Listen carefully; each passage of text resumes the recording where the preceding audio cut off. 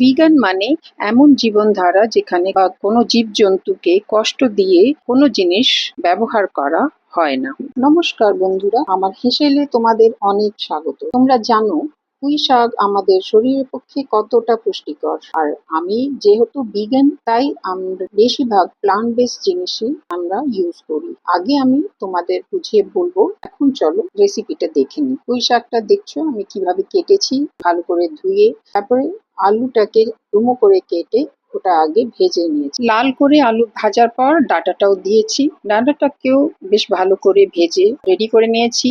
আপনারা চাইলে ভেজে তুলেও রাখতে পারেন। একটু মাঝে জায়গা করে পাঁচ ফোড়ন আর শুকনো লঙ্কাটা দিয়েছি। পাঁচ ফোড়নটা একটু ভাজা ভাজা হয়ে যাওয়ার পর আমি কুমড়োটাকেও দিয়ে দিয়েছি। আর এবার সবকিছু মিলিয়ে কিছুক্ষণ ভেজে রাখার পর আমি একটু নুন আর হলুদ দিয়ে ওটাকে একটু নাড়াচাড়া করে নেব। বন্ধুরা, তোমরা জানো পুঁই শাক low in calories and high in fibre হয়। কুমড়োটা ভেজে যাওয়ার পর পুঁই শাকটা দিয়ে দিলাম, একটু মজে গেলে বাকি পুঁই শাকগুলোও দিয়ে দিয়েছি।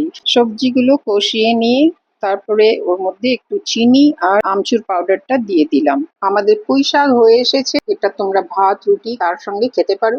যাদের আয়রন ডেফিসিয়েন্সি আছে তাদের জন্য এটা খুবই পুষ্টিকর। আমাদের হেমোগ্লোবিনও বাড়াতে সাহায্য করে। ভাইটামিন এ আইসাইট ইমপ্রুভ করে, আর ক্যালসিয়াম আর ম্যাগনেসিয়ামের জন্য আমাদের বোন স্ট্রেংথ ইমপ্রুভ করে। যদি আমার রেসিপি ভালো লেগে থাকে তাহলে কমেন্ট করো, লাইক করো আর সাবস্ক্রাইব অবশ্যই করো। ধন্যবাদ।